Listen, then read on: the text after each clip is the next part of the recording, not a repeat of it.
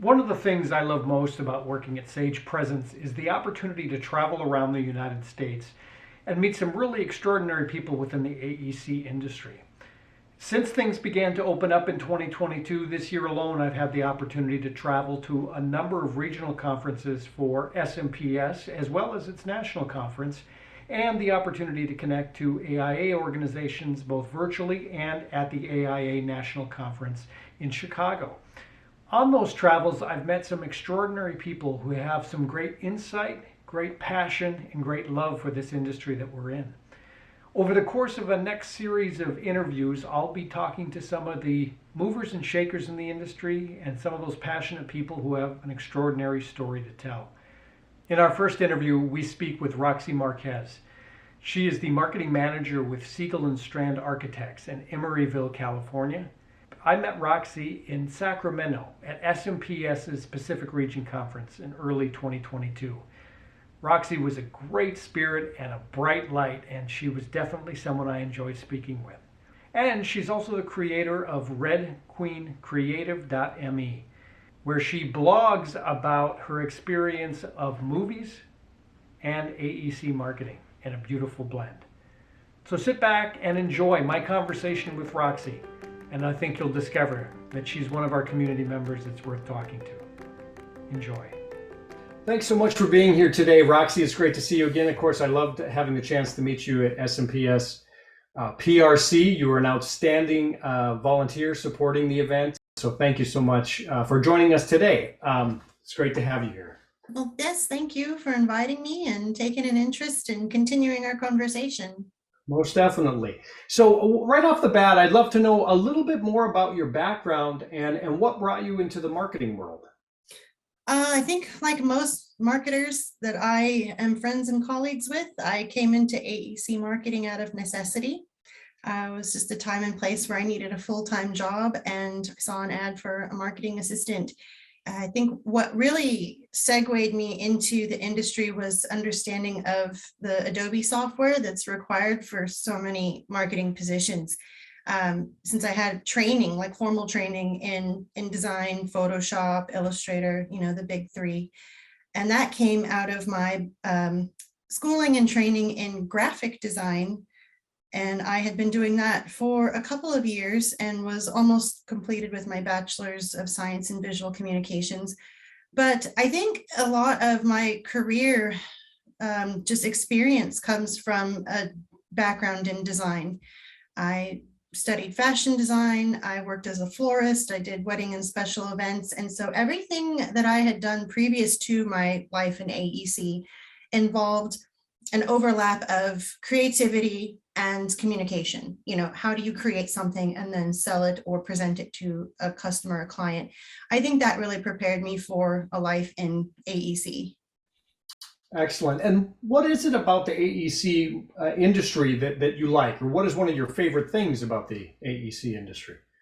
I mean, it's a high entry point for a lot of career shift because it is so niche. I think when I explain to people what I do for a living, I've gotten feedback like, "Oh, you're a project manager. Oh, you do marketing." And marketing itself is such a broad umbrella as a career option and an industry in of itself.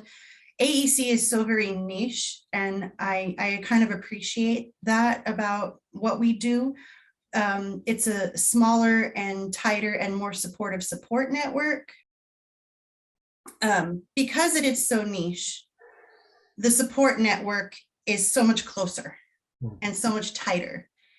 And you really do feel just a camaraderie and I think a kinship with other AEC marketers. I mean, some that I've chatted with on LinkedIn, I've never even met, just because of what we do to support our firms. We click and we get it. And that's taken me a lot of places. It's taken me to a lot of conversations.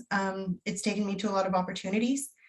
And I always encourage it as a possibility for a career for someone who, appreciates the challenge of a deadline, appreciates the challenge of meeting and exceeding requirements in this RFP world. someone who wants to bring fresh vision and fresh ideas to a firm.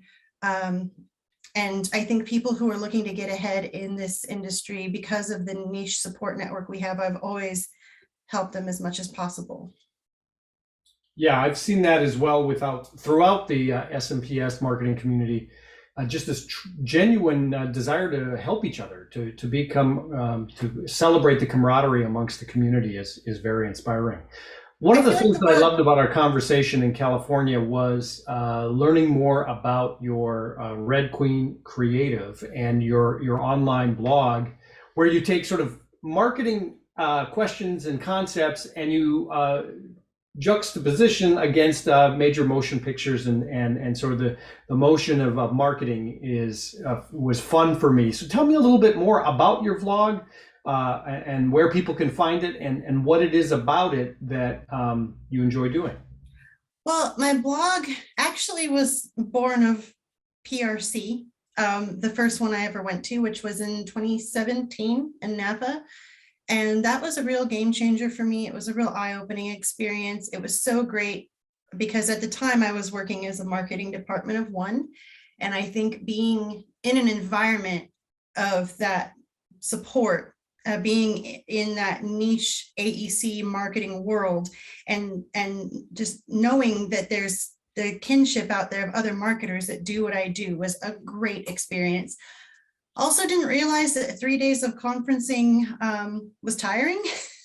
So I came home and I just sort of relaxed in front of the Netflix and started to watch Ocean's 11 because that's one of those comfort movies that, you know, you can always enjoy. And I'm a big fan of heist movies. And somehow in watching that film, my marketing learning brain hadn't completely shut off from PRC. So I was watching the film and thinking, gosh, like, this is the perfect project. It's so well planned. It's budgeted. It's resourced. It's got a great team. It's got a great project manager. And I was like, if this guy was a project manager, you know, the main character, Danny Ocean in the film, I would go work for him in a heartbeat because he's got everything together. And then it got me thinking, there's other films out there like this that can teach you lessons about marketing, business, project management, you know, all of the things that we kind of struggle to understand and train and grasp as concepts, especially coming from a novice position like where I'd started. So I kind of used the movies as a teaching tool. And it comes out of, I think, a childhood of spending Saturday afternoons in front of the TV in the 90s with nothing better to do, and it's too hot outside.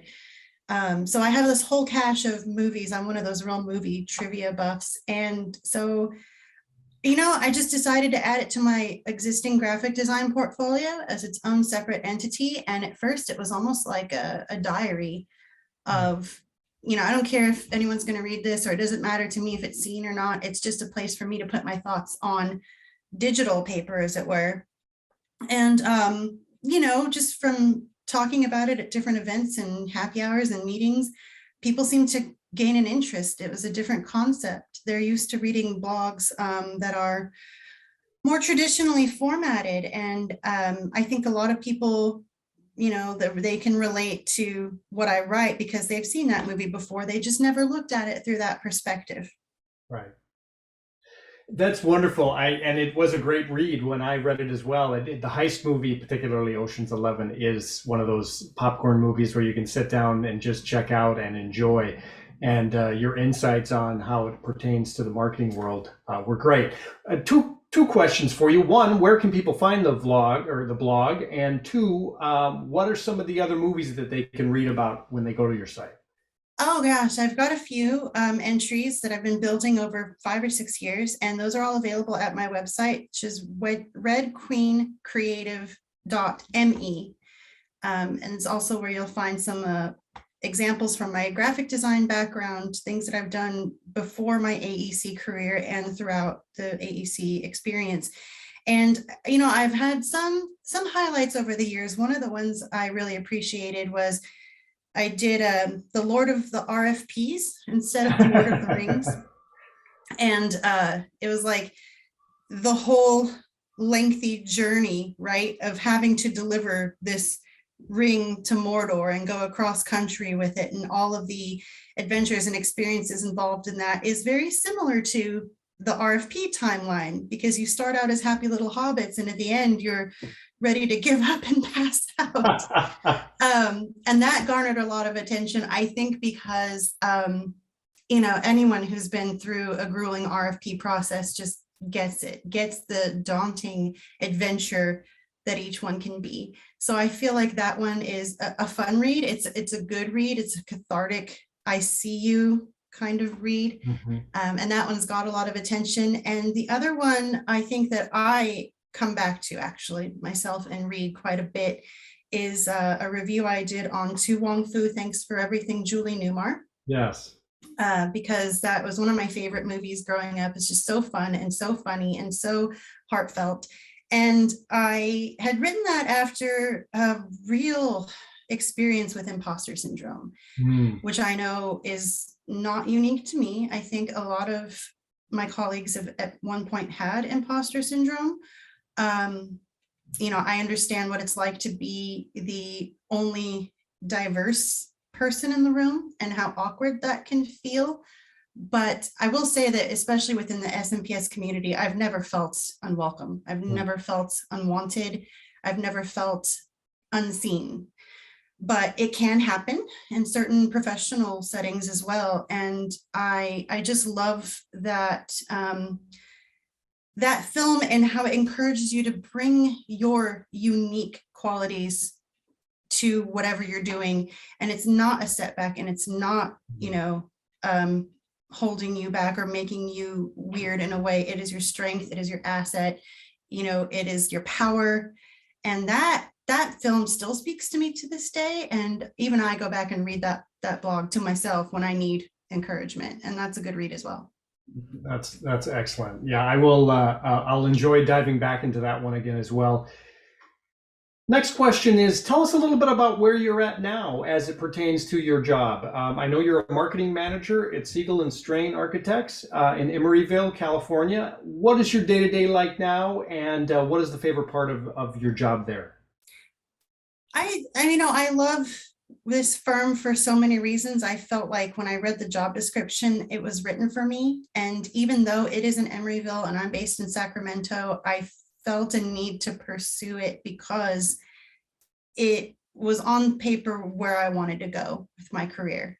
And I feel like that's so important, to look at your career not as where do you end up, take control and some ownership and some power over it and decide where you want to go.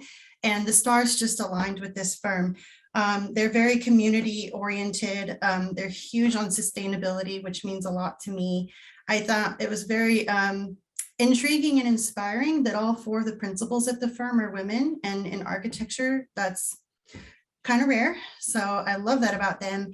And I think as principals and as a firm, culture in general, they want to learn, they want to listen, they want to understand.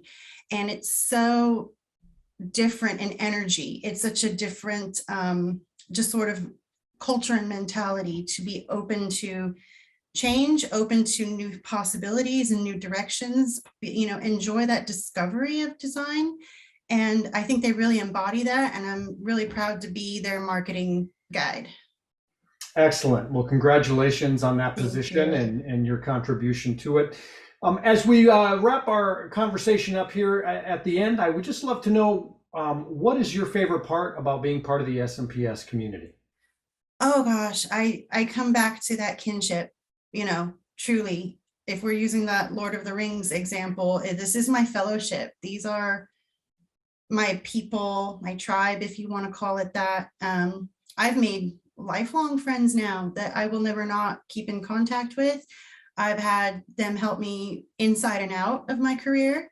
I love that it's a true network, and not in the business development sense, but in the, I can call or text a friend and say, can I just have 5 minutes to vent to you? And they were like, let me finish this meeting, and I'm so there for it. And it's a real genuine support group. And I don't think I would have stayed in this industry or even come as far if I didn't have that support group, which was initially recommended to me by my mentor and first supervisor in this whole business, the one who brought me into AEC marketing as an assistant marketer. And yeah, I think that it's still an entity that you get what you put into it. If you put more into it, you get more out of it. And I've been a very avid and active volunteer, not just with the PRC planning, but at the chapter level, at the board level.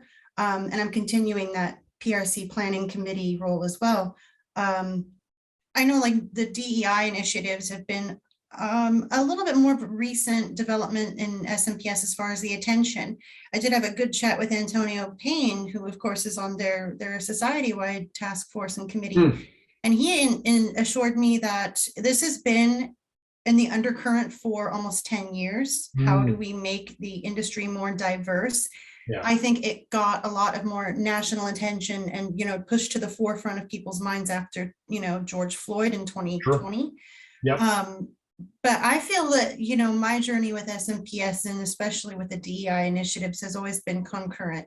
As I said, one of the reasons that I come back to the blog about the Tuong Fu film is because John Leguizamo is amazing in it, of course, and he also represents something that I've often dealt with in my career, which is being the only Hispanic, Latina representative in the room. And that's been at work and at SMPS. I don't think it's anyone's intention or fault, to a point, but you show up and you're the only one there. And it does put you in that imposter syndrome mental place. And I have had so many colleagues, white males especially, assure me that you've earned your place here. You deserve to be here. You did the work. Right. But in my mind, I'm thinking, well, let's make more seats at the table for other people. And we don't have to put them there out of any kind of obligation. Sure. We just have to make the space for them and show them that it's there and let them do the work to get their seat at the table.